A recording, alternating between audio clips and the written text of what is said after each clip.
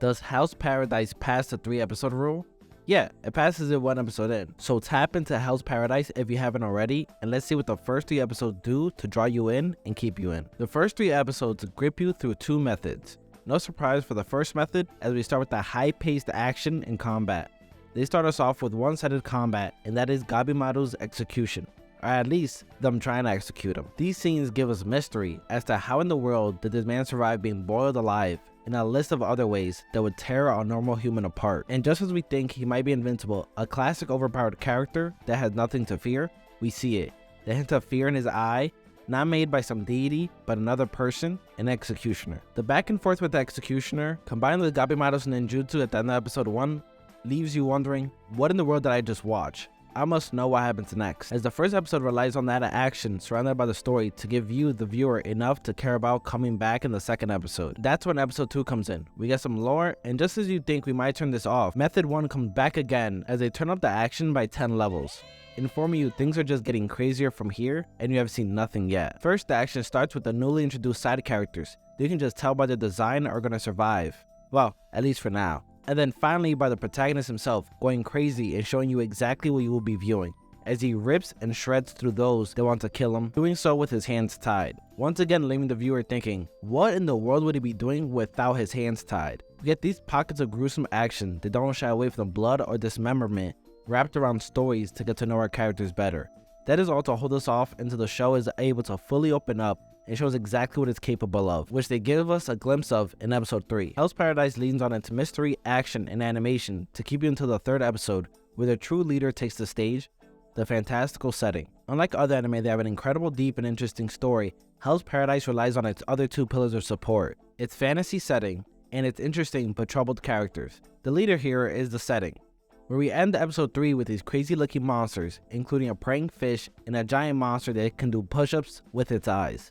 But before we get there, they've been weaving the character portion throughout the first 2 episodes, being that wrapper you eat through. If Hell's Paradise was a lasagna, the action would be the crisp outer layer that makes you go, oh, that's nice, let me try it.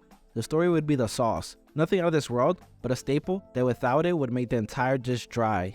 Then the fantasy setting along with his characters would be the meat and cheese, the real reason you're here. That is because the story just isn't that interesting. The story revolves around Suki, better known as Gabimaru the Hollow, or Gabi if you're cool with him like that. His ambition revolves around living his best life with his wife as soon as possible, and to do that he must find an elixir of immortality to be pardoned. But as a viewer, there's no reason to care about the Emperor getting the elixir or Gabimaru reuniting with his wife.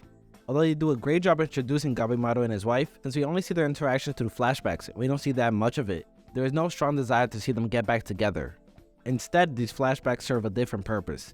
As we see Gabimaru's interactions with his wife, makes us want to root for him and question if he's really the murderer he is portrayed to be, giving us doubt of making him an endearing main character that we want to see more of. So Hell's Paradise gets you to like Gabimaru through these flashbacks, along with his interactions with the main executioner, as we see they have great chemistry from the beginning, as they calmly converse about life, throwing funny jokes each other's way, as a manner of introducing the 2 characters we expect to follow for the majority of the show. But such a gruesome anime has to have a dark side, and that's where they show us the first antagonist, that being Yu's father, Gabimaru's father-in-law, as we see he set this story up by putting Gabimaru in a position that he's gonna be executed. Calling this man a demon doesn't do him justice, as he perfectly looks like one, and they show how evil he is in the beginning through another flashback as we see him killing Gabimaru's family while holding him, raising Gabimaru to be the killer we see now, giving us this formula. We already have some easy to root for characters that we like and want to see more of and wish them the best,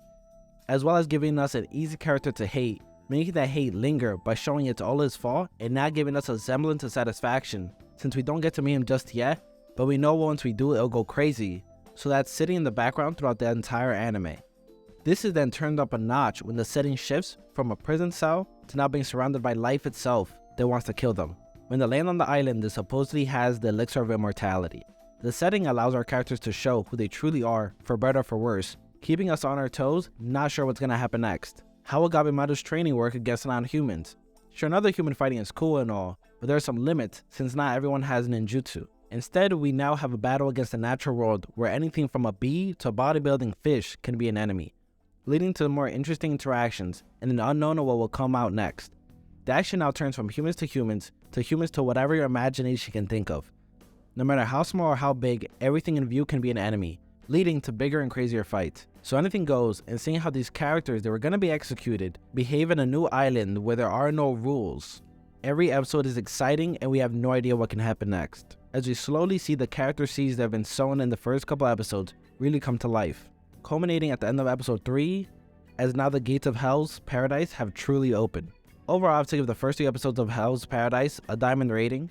Is it earth-shattering? No. I do have some issues, such as a good amount of action scenes that are just glossed over, as we skip to the cool end scene, as well as the lackluster story, although they more than make up with it with their characters. And they do this by giving these characters backstory so they don't feel like just cannon fodder. Despite its flaws, it's a spectacular anime and an easy recommendation for anyone into action, combat, and doesn't mind some gruesome scenes.